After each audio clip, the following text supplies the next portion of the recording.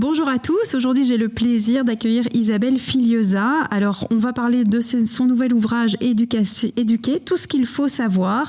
Au fil de notre entretien, Isabelle nous aidera à explorer ce qu'est vraiment l'éducation positive, une approche loin des clichés de l'enfant roi et bien plus proche d'un accompagnement structuré et compréhensif des besoins des enfants. Alors ensemble, nous allons découvrir comment elle redéfinit l'éducation positive et démontre certaines idées reçues pour permettre à chacun de trouver son propre équilibre éducatif.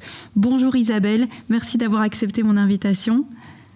Bonjour Sophie, c'est un grand plaisir et bonjour à tous et à toutes qui écoutez ce podcast. Quel plaisir de te recevoir. Alors on a eu le grand plaisir de se rencontrer lors de la dernière édition du festival. Ta conférence a rencontré un vif succès, les participants du festival étaient nombreux à vouloir t'entendre et donc je suis vraiment très contente qu'on puisse prendre un petit moment pour échanger sur ce livre que j'ai lu et que j'ai trouvé tout à fait passionnant et super intéressant parce qu'il revient vraiment sur des choses essentielles et des concepts de base, on va vraiment y revenir. Éduquer, donc tout ce qu'il faut savoir, je trouve que c'est une réponse quand même puissante aux croyances tenaces autour de l'éducation positive, qui est souvent mal comprise, parfois un petit peu caricaturée malheureusement. Donc on va vraiment aller lever le voile sur ces idées fausses et redonner à l'éducation bienveillante son vrai sens, une approche structurante et respectueuse de l'enfant. Alors, j'entrerai dans le vif du sujet parce que je trouvais que c'était intéressant de montrer cette distinction. Tu parles dans l'ouvrage d'une confusion entre cette éducation bienveillante et la permissivité. Comment est-ce que tu définirais l'éducation positive et quelle est la place du cadre finalement dans cette approche ? Voilà.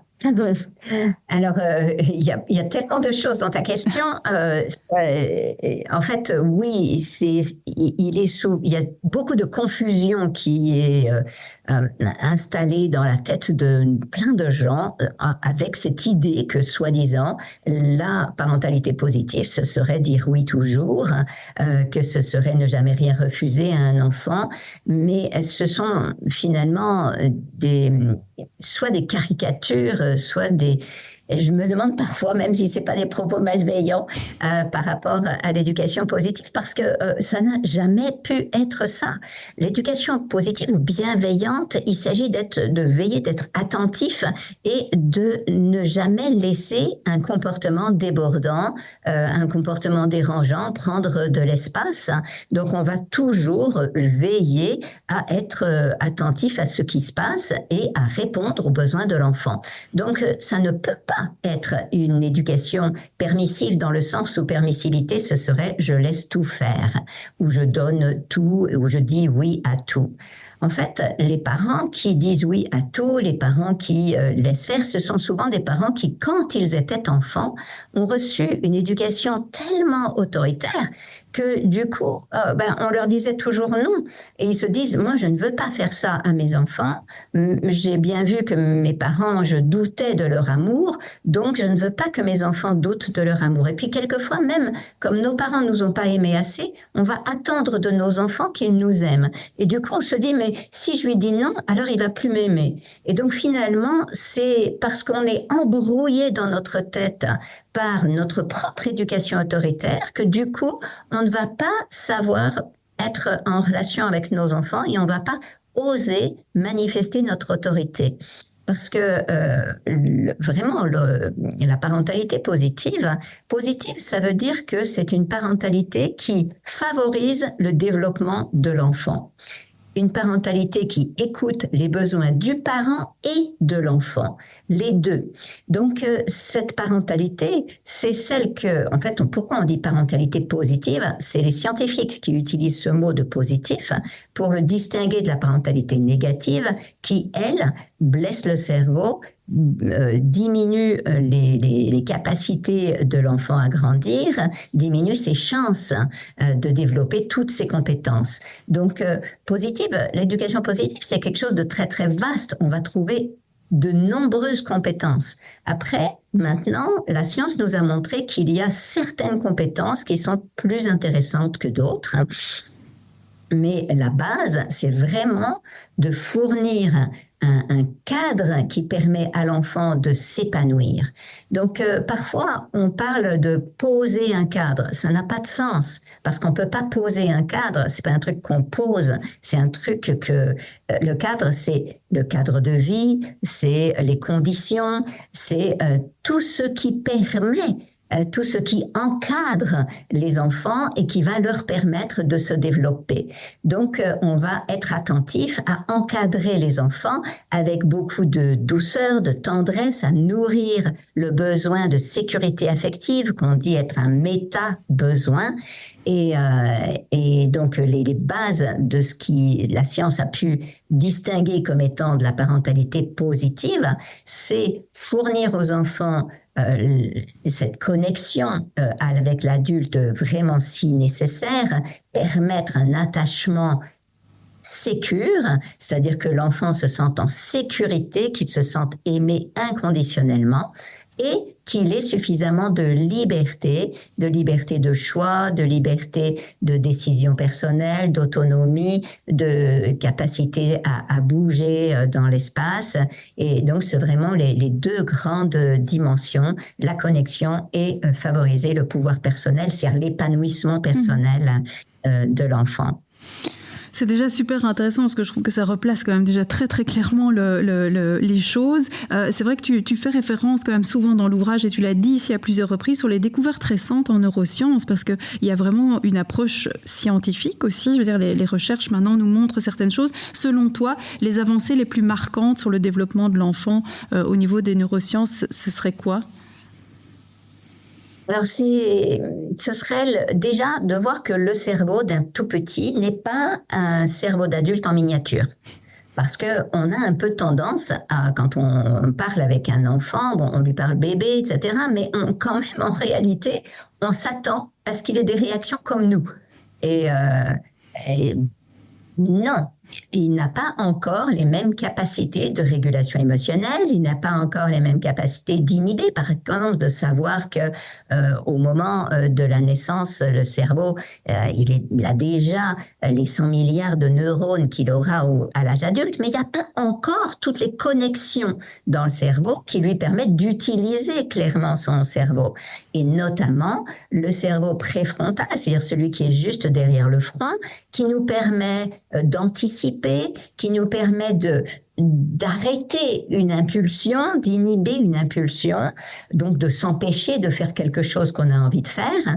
Eh bien, c'est une zone qui n'est pas encore développée à 2 ans, par exemple. Et donc, un enfant de 2 ans, on le sait aujourd'hui, grâce aux neurosciences, lorsqu'il a une impulsion, il peut tout simplement pas s'arrêter tout de suite tout seul, pas aussi rapidement. Bien sûr qu'il va aussi s'arrêter si je lui enseigne non, ça ne se fait pas, etc. Mais c'est seulement au bout du compte. Et si une impulsion est beaucoup trop forte, il pourra pas s'empêcher. C'est-à-dire, si vous êtes dans la salle d'attente chez le médecin et que on chapitre bien son enfant de 2 ans, 2 ans et demi, et qu'on lui dit tu ne touches pas aux objets du docteur, tu ne touches à rien sur le bureau du docteur. Répète après moi. Le petit enfant répète. Je touche à rien sur le bureau du docteur. Il rentre dans le bureau du médecin, il voit un petit jouet sur le bureau, il va le prendre, c'est sûr.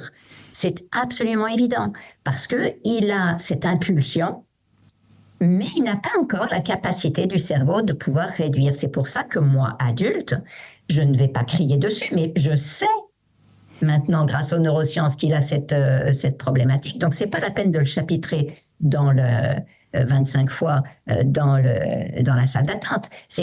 Je peux lui dire une fois dans la salle d'attente, mais une fois ensuite, au moment où on rentre dans le bureau, si je vois quelque chose, je vais tout de suite prendre l'enfant et dire stop. Avant le moment où il lance son geste, je dis stop. Bon, ceci dit, normalement, chez les docteurs, c'est normal de toucher aux objets. Tout à fait. Alors,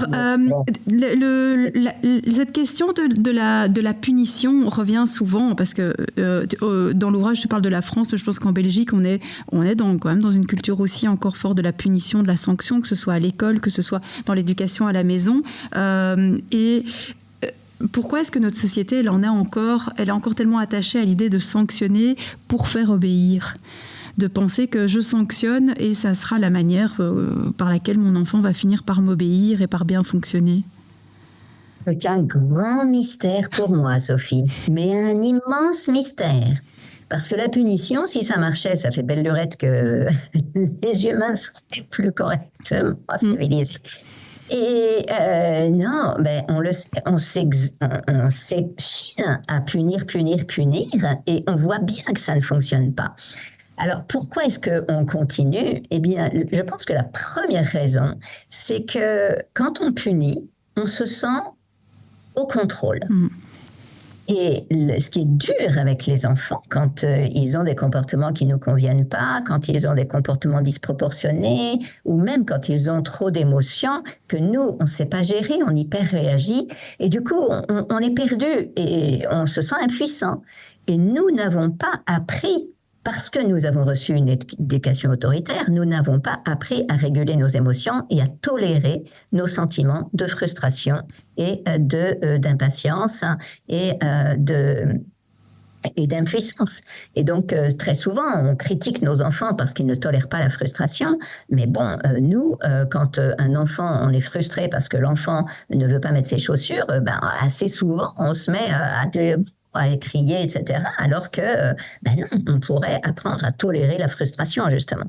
Donc, comme nous, on n'a pas appris à tolérer la frustration, à tolérer l'impuissance, etc., au moment où il y a un dysfonctionnement, on se sent perdre les pédales et on se dit, on met le frein en disant, si je punis, en fait, le fait de punir, ça me donne le sentiment, je fais quelque chose, je punis, je prends le pouvoir sur l'enfant.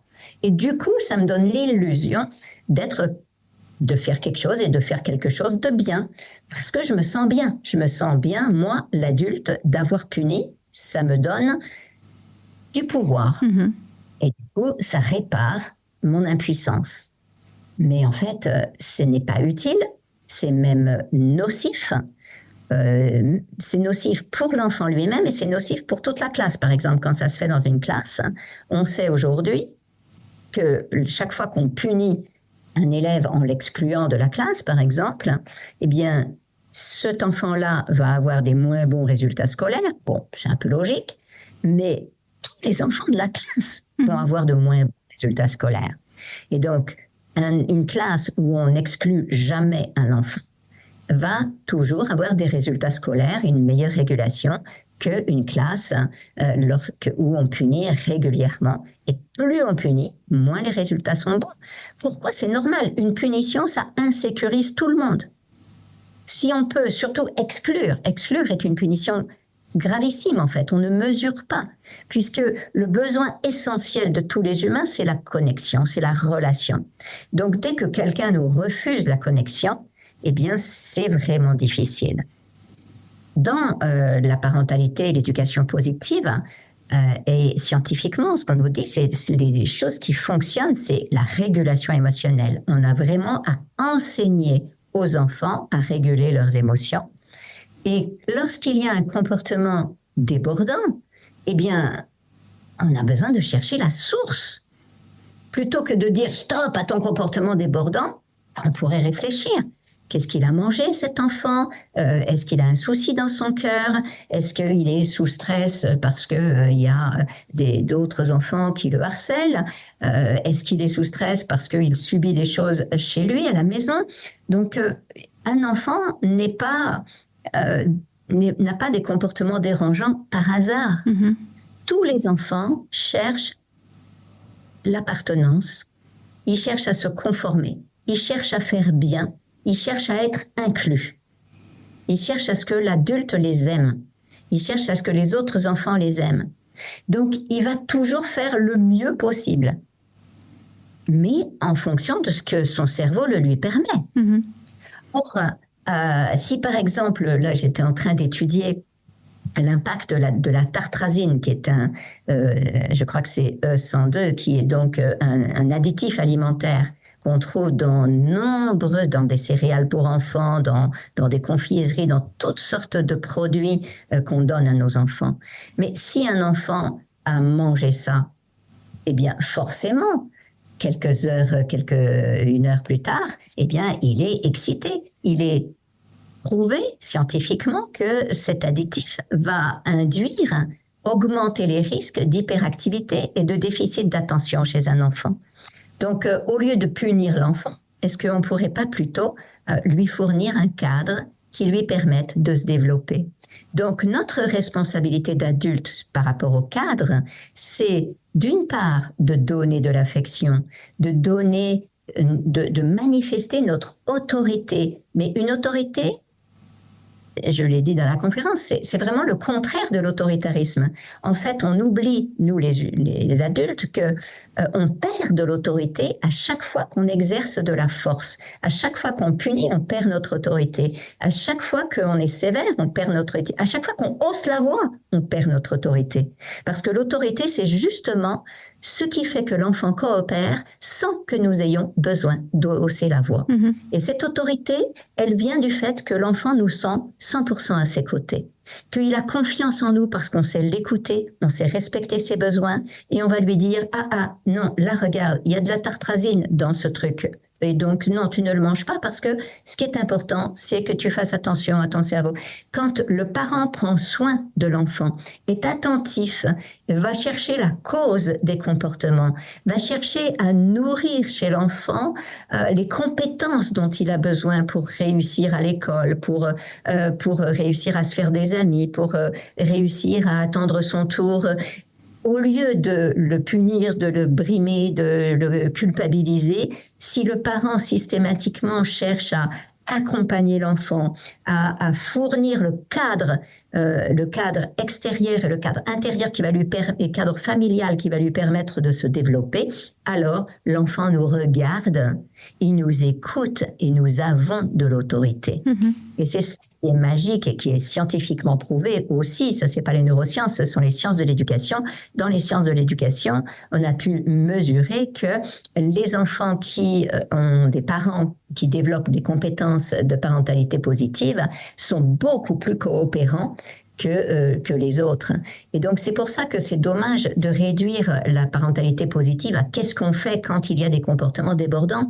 Parce que, en fait, quand on pratique la parentalité positive, il y a moins de comportements débordants.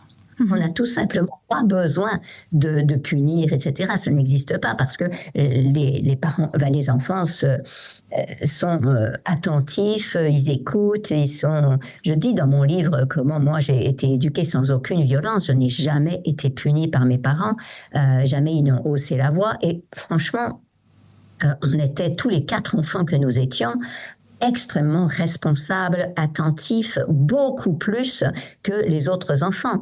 Moi, ce qui me stupéfiait, c'est dès que la maîtresse sortait de la classe pour pouvoir aller faire des photocopies, elle disait à tous les enfants « Soyez sages pendant mon absence ». Moi, je pensais que « Soyez sages », ça voulait dire rester assis et silencieux, mais pas du tout. Les autres, ils bougeaient immédiatement. Dès que la maîtresse était sortie, ils se mettaient à crier dans tous les sens, à sauter sur les tables et tout. Moi, j'étais là et pareil pour mes frères et sœurs, pareil pour mes enfants.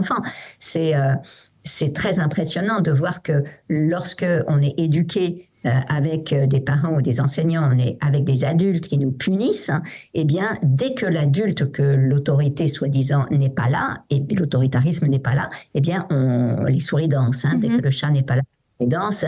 Et en fait, voilà, l'éducation positive, ça va faire quelque chose de complètement autre. On ne considère pas les adultes comme des chats, comme des prédateurs, mais davantage comme des soutiens. Et du coup, on a envie de faire plaisir, on a envie de participer, on a envie d'apprendre avec eux. C'était intéressant, j'avais relevé ce point-là aussi, parce que je te disais, le fait d'obéir, en fait, finalement, ça déresponsabilise. Exactement, Sophie, c'est tout à fait ça. Et c'est tout à fait ça. Et c'est pour ça que c'est stupéfiant pour moi de mesurer qu'aujourd'hui, tant de parents voudraient que leurs enfants soient responsables et en même temps, ils veulent qu'ils obéissent. Et c'est certain que obéir, c'est se déresponsabiliser. C'est clair. Parce que si j'obéis, ça veut dire que je dois supprimer la réflexion que je pourrais faire avec mes lobes associatifs et mon préfrontal. Donc, mon cerveau, je vais utiliser juste la capacité de me soumettre. J'écoute et je fais. C'est-à-dire que ça ne passe plus par la réflexion personnelle. Je me pose pas la question de savoir ça me plaît ou ça me plaît pas, ça va me faire oui, ça va me faire non, quelles conséquences est-ce que ça va avoir. Oui, c'est ça. Donc, bien meilleure façon de faire, c'est plutôt que tu fais ci, tu fais ça, donner des ordres et demander que l'enfant obéisse. On peut lui donner des consignes, on peut lui fournir des règles, c'est même utile, mais des règles qui sont des procédures, et ensuite on lui dit observe les conséquences de tes actes. Quand mes parents ne me disaient jamais telle chose est bien ou telle chose est mal, je regardais, ils me disaient mais regarde ce qui améliore les situations et ce qui peut faire souffrir l'autre. Quand tu cherches quelle action tu peux avoir, c'est observe les conséquences que l'action va avoir. Et il me faisait réfléchir. Et donc, si je veux passer sous la barrière de l'école, ok, tu vas faire ça. Si tu fais ça, il me disait pas non, tu dois pas. Il me disait imagine si tu le fais, qu'est-ce qui risque de se passer? Et du coup, je réfléchissais. Et du coup, je le faisais pas. Tandis que les autres enfants se mettaient à faire toutes sortes de choses. Moi, j'étais toujours surprise des bêtises que les bêtises, des transgressions. En fait, c'était comme si mon entourage, même mes cousins, ils cherchaient à transgresser en permanence. Ils s'occupaient que de ça. Comment je vais transgresser ce que l'adulte a dit? Je dis, mais il y a autre chose dans la vie plus intéressant que ça. Et dans le cadre d'une classe, parce que tu parlais tout à l'heure de finalement on fait ça parce qu'on veut garder le contrôle, et c'est vrai qu'en discutant avec les enseignants, il y a beaucoup d'enseignants face à un groupe de 25 qui ont peur de perdre le contrôle sur l'ensemble du groupe, qui se disent comment est-ce que je gère ça, et c'est vrai que souvent, malgré tout, on a encore des enseignants ayant cette crainte de perdre le contrôle qui vont mettre l'enfant dehors en disant j'éloigne finalement le comportement pour pouvoir rester en contrôle avec le groupe que j'ai. Tu leur dirais quoi par rapport à ça? Déjà d'observer que lorsqu'ils se mettent à devoir exclure plusieurs fois, c'est que ça veut dire que ça ne marche pas. Et de mesurer que, bien sûr, ça marche en ce sens que ça résout le problème de l'adulte. Oui. Quand on exclut un enfant, c'est sûr, toute la classe, elle descend d'un niveau au niveau énergétique. Donc, elle descend, elle est plus calme, c'est vrai. Donc, on a l'impression que ça va mieux. Donc, l'adulte peut faire court plus facilement. Mais c'est important, c'est pour ça que la science nous aide. Si la science nous dit, attention, ils ont l'air plus calmes, mais leurs capacités cognitives ont diminué, ils sont occupés dans leur tête à se sentir insécures, et du coup, toutes leurs compétences cognitives ne sont pas disponibles pour apprendre. Et leur niveau va chuter. Et du coup, observez ça. Du coup, voilà. Okay. Et c'est important de mesurer. C'est normal, c'est naturel de vouloir d'être inquiet. Et on a plus besoin de demander des formations pour les gestions de groupe, parce que malheureusement, dans les formations d'enseignants, il n'y a pas à l'heure actuelle de dynamique de groupe, d'apprentissage de techniques de gestion de groupe. Ce qui fait que les profs, c'est pas leur faute. Ils savent pas vraiment. On ne leur donne pas d'options. On ne les nourrit pas. C'est comme les enfants. C'est-à-dire, on peut pas leur reprocher des choses et les punir de ça. Les enseignants non plus. On ne leur a pas enseigné les compétences qui leur permettent de pouvoir travailler en groupe. Donc, faire des formations qui enseignent la gestion des groupes, c'est vraiment utile et important. Et finalement, il faudrait une formation pour les parents aussi, parce que quand on a son enfant, voilà, on improvise quand même beaucoup de choses. Comme tu dis, on va naturellement et spontanément reproduire certaines choses que nous-mêmes on a vécues. C'est assez naturel. Les formations pour les parents, toi, tu y crois? Mais c'est pas une question de croyance. Là encore, moi, je m'appuie toujours sur les études scientifiques. Il y a des études dans les sciences sociales, les sciences de l'éducation, qui montrent que les programmes de parentalité sont vraiment extrêmement efficaces. Ils dotent les parents de compétences, ils leur permettent de se sentir plus à l'aise, d'avoir un sentiment de compétence parentale augmenté, donc d'augmenter leur estime d'eux-mêmes. Et puis, l'idée aussi que c'est un programme, eh bien, on monte en compétences petit à petit. Un programme, bon, c'est quelque chose qui peut durer un certain temps, donc ça nous permet de grandir petit à petit en compétences. Les programmes les plus efficaces sont ceux qui nous enseignent à nous, les adultes, à réguler nos compétences émotionnelles, à réguler nos émotions. Et si on sait réguler le stress, réguler les émotions, ça c'est déjà vraiment super important.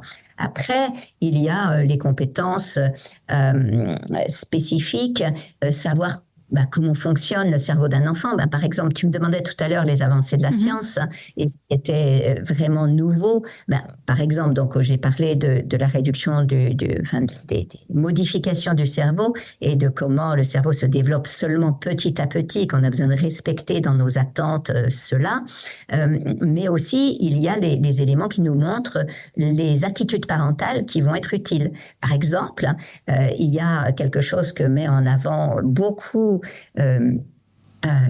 l'université de Harvard, c'est serve and return. C'est cette action qu'on a besoin de faire quand je souris à un enfant, il me sourit. Je lui fais un signe, il fait un signe. Je bouge, il bouge. Voilà, c'est je manifeste mon attention à l'enfant et il me répond. Et donc je serre et j'ai le retour, un peu comme au tennis, on envoie. Et donc c'est cet échange petit à petit, qui va aider énormément le petit bébé à se développer, à développer ses capacités. Et ça paraît évident, on le fait tous de manière naturelle, mais de nos jours, on est souvent happé par notre téléphone portable, par l'écran de l'ordinateur, par toutes sortes de choses. Et le visage d'un bébé, il bouge parfois un peu moins que les notifications sur notre écran. Et du coup, on risque d'être... Si on sait à quel point c'est important ce serve and return, à quel point c'est important de parler à un bébé, même si il ne nous parle pas en retour suite, parce qu'on se dit, il parle pas encore, ça sert à rien de lui parler. Non, maintenant on sait que tous les mots qu'on dit à un bébé, ça va l'aider quand il aura 7 ans, 8 ans, 9 ans, 10 ans plus tard. Donc tout ça, ce sont des compétences parentales et des informations qu'on a besoin d'avoir pour mesurer l'importance de nos gestes au quotidien. Pour les plus grands, eh bien, c'est savoir résoudre les problèmes, savoir les accompagner pour résoudre des problèmes, plutôt que de les conseiller, de leur dire tu devrais faire ci, tu devrais faire ça. Moi, quand j'étais jeune, je faisais comme ci, comme ça. On va apprendre à écouter l'enfant, on va apprendre à faire de l'empathie pour ses émotions, on va l'apprendre à le coacher pour qu'il voit les avantages, les inconvénients, qu'il comprenne les impacts de ses comportements, etc. Donc tout ça, c'est des compétences parentales qui s'apprennent, oui. C'est dommage d'être juste chacun chez soi à chercher à les apprendre sur le tas, parce que finalement, on cherche à réinventer ce que d'autres parents ont découvert avant. Et aujourd'hui, en plus, la science y est beaucoup, beaucoup intéressée. Et du coup, on a quand même nombre d'éléments qu'on peut utiliser. Super. J'avais envie de partir d'un petit exemple concret pour terminer, mais tu mentionnais par exemple une situation classique. Je vais faire les courses avec mon enfant et puis voilà, il part dans une colère. Il y a quelque chose qui a généré chez lui une émotion et je perds un peu le contrôle dont tu parlais, de voir parfois certains parents complètement démunis. Et alors je suis toujours moins étonnée de me dire il y a personne, tout le monde regarde et se dit oh la pauvre, parfois en se disant mon Dieu, je voudrais pas être à sa place, et de voir certains mamans qui disent oui, une bonne fessée ça ferait pas de mal. Exactement, il y en a d'autres qui vont dire mais enfin elle gère super mal son enfant, qu'est-ce que c'est? Il peut y avoir du jugement aussi des personnes autour et je me dis c'est un moment un peu compliqué. L'approche vraiment en parentalité positive, toi tu conseillerais quoi? On anticipe, on prépare aussi? Voilà, exactement. En approche positive, on va déjà savoir que le cerveau d'un enfant est très vite débordé dans un supermarché. C'est pas par hasard que tout le monde me pose cette question sur les crises dans les supermarchés. Malheureusement, il y en a très souvent des crises dans les supermarchés parce que c'est inhérent au supermarché. Un enfant, le cerveau d'un enfant n'est pas fait pour être là. Il y a trop de stimulation, il y a trop de choses, ça déborde le cerveau et en plus, le parent n'est pas disponible. Et souvent veut faire ses courses tranquillement. Parfois, il nous pose même dans le caddie et du coup, on ne peut même pas bouger, on ne peut même pas courir. D'ailleurs, si on cherche à courir dans les couloirs et le parent crie, n'est pas content, arrête de courir. Donc finalement, nos besoins d'enfants ne sont pas respectés dans un supermarché. Donc, qu'est-ce qu'on va faire? On va déjà éviter d'aller dans un supermarché au maximum avec un tout petit. Ensuite, on va, dès qu'on peut, lui fournir déjà de l'attention. C'est l'idée du réservoir, en fait. Quand il a un réservoir d'attention, il a besoin de sentir cette attention du parent pour se sentir rassuré. C'est ces signaux de sécurité. Si je ne donne pas souvent de signaux de sécurité à l'enfant, qui sont simplement « je te vois, je te regarde, je t'aime », ces signaux de sécurité lui permettent d'avoir un cerveau tranquille. Si j'arrête pendant trop longtemps, et ça, trop longtemps, ça dépend de l'environnement. Et évidemment, si on est dans la nature, l'enfant va avoir besoin de moins de signaux de sécurité que si je suis dans une gare où là, il y a aussi beaucoup de crises, ou bien si je suis dans un supermarché, parce qu'il y a trop de choses dans l'environnement, quoi. C'est trop de tension, trop de risques, en fait, trop de dangers. Donc, le cerveau de l'enfant, il est occupé à chercher des signaux de sécurité. Si je lui en donne pas régulièrement, il part en vrille. C'est juste normal. Il part en réaction de stress. Il accumule du stress. Après, il veut un objet. Il veut quelque chose. Pourquoi il veut le paquet de bonbons ou le nounours? Il veut le jouet parce que il sait que ça va le calmer. En fait, il voit quelque chose qu'il connaît et qui est susceptible de le calmer. Donc, son cerveau, tout de suite, un signal de sécurité. Donc, il s'accroche à ça. Il le veut, son signal de sécurité. Et si nous, on lui dit non, à ce moment-là, ça déclenche la crise. Mais nous, on croit que l'enfant crise parce qu'il veut l'objet. En réalité, il ne veut pas l'objet. Il veut juste que son cerveau soit calmé. Donc, nous, si je sais ça, je me dis, OK, zut, j'ai oublié de fournir suffisamment de signaux de sécurité à mon enfant. Donc, je lui en fournis une bonne dose, là, tout de suite. Et donc, je m'assieds à côté de lui, je prends l'objet, le jouet dans les mains, moi aussi, et on regarde l'objet. On dit « Ah, qu'est-ce qu'il est chouette ce nounours, qu'il est mignon, oh, regarde, on peut le caresser, et etc. » Donc, on passe un petit moment avec l'objet, mais surtout avec l'enfant. Et là, on regarde l'enfant. Au début, l'enfant regarde son objet, il tient son objet. Petit à petit, on attire son attention dans nos yeux.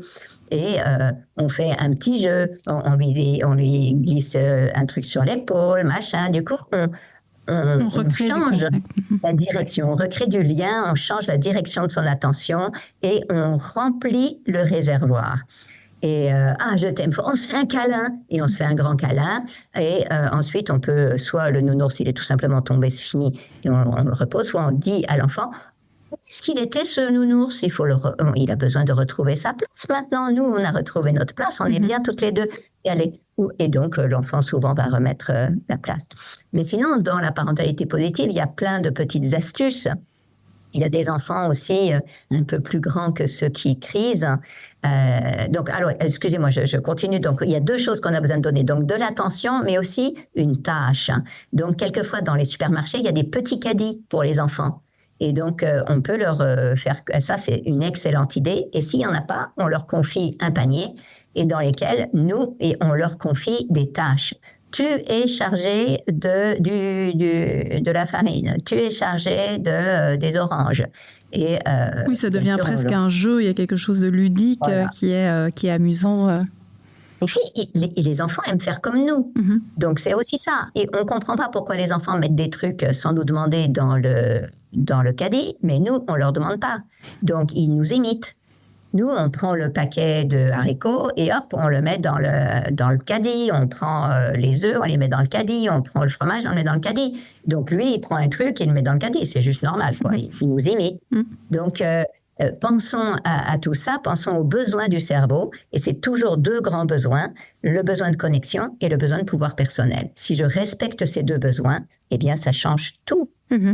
Et je commençais sur une autre idée, un enfant un peu plus grand, donc imaginons une petite fille de 6-7 ans qui arrive et elle chope un paquet de gâteaux et elle dit « Je veux ce paquet de gâteaux !» Et nous, on regarde le paquet et mais tu les aimes pas, ces gâteaux-là. Et donc, en fait, ce qu'on n'imagine pas souvent, c'est qu'une petite fille de 7 ans, les gâteaux, elle peut pas, enfin, 6-7 ans, elle a pas encore totalement les capacités. Ça vient tout juste de se construire, les capacités de raisonnement. Et donc, c'est l'âge de raison, la capacité de raisonner.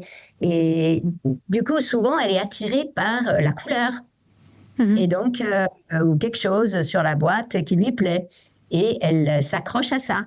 Et du coup, ce qu'on peut faire dans ces cas-là, si on sait qu'elle est sensible aux couleurs, que ça lui plaît, le rose de la boîte, par exemple, eh bien, on va lui dire, OK, tu mets ce paquet dans le caddie, on va faire le tour du magasin et juste avant d'aller à la caisse, il faudra que tu retrouves exactement l'endroit où tu auras pris ce paquet. Eh bien, ça paraît tout bête, hein, mais ce jeu permet à des enfants de systématiquement, ils sont super contents d'aller retrouver la place exacte où il faut remettre le truc.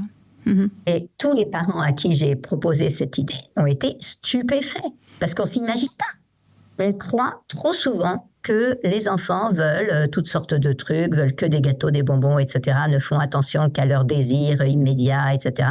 Mais non, ça, c'est des interprétations des adultes. En fait, ils ont besoin. C'est intéressant parce que ça, tu le dis aussi plusieurs fois dans le livre, l'interprétation que nous, on fait en fait systématiquement de penser ce comportement, j'interprète et je pense que c'est ça qui nous fait réagir du coup d'une certaine façon. C'est ça, c'est ça. Et on devrait toujours privilégier la connexion et chercher à comprendre ce qui est dans le cœur de l'enfant. Comment voit le monde, quoi. Comment il se représente les choses. Et mon objectif, c'est plutôt de l'aider à débrouiller les choses et les nœuds dans son cerveau plutôt que à demander des comportements comme ci ou comme ça. Alors, dernière chose, vraiment pour clôturer notre échange, pour ceux qui ne seraient pas encore convaincus, le parent ou l'enseignant qui hésite encore à adopter cette approche bienveillante, qui a quand même toujours cet attachement peut-être à la sanction, etc., par peur de... Oui. Je t'arrête parce qu'il ne s'agit pas d'être convaincu. On ne peut pas être convaincu et j'espère que personne ne sera jamais convaincu parce qu'il y a le mot vaincu dedans. Et donc, j'aime pas ça. Il ne s'agit pas d'être convaincu et encore moins d'avoir la foi et d'avoir des croyances, etc. C'est vraiment de l'expérimentation. Et on s'appuie sur la science et on expérimente et on regarde et on observe les conséquences de chaque chose. On a vraiment besoin d'être aussi acceptant et tendre avec nous-mêmes et pareil, de ne pas chercher à ce que les enseignants obéissent à de nouvelles règles qui seraient les lois de la parentalité positive, de l'éducation positive, mais plutôt on a besoin de retrouver cet esprit de chercheur. Notre cerveau est un chercheur et donc c'est vraiment expérimenter, voir. On sait que la punition ne marche pas. Tous les adultes le savent. Ça marche, oui. Ça marche pour soumettre. Mais ça ne marche pas pour éduquer. Donc, si je veux éduquer, j'ai besoin de tester des nouvelles façons de faire. Super. Mille merci Isabelle pour cet échange. Alors je rappelle, Éduquer, tout ce qu'il faut savoir. Donc il est disponible dans toutes les librairies et donc je vous encourage vivement à aller le lire parce que ici on a abordé une petite partie mais encore mille et une choses à découvrir dans l'ouvrage que tu as écrit. Un tout grand merci pour ce partage. Merci Sophie et merci pour ton engagement à ce que les enfants grandissent en sécurité et puissent développer leur plein potentiel. Tu fais tellement d'activités dans ce sens, ça me ravit et je suis vraiment très très contente de participer à ce podcast. Merci beaucoup. Alors nous on se retrouve dans très peu de temps pour un nouveau podcast. À bientôt.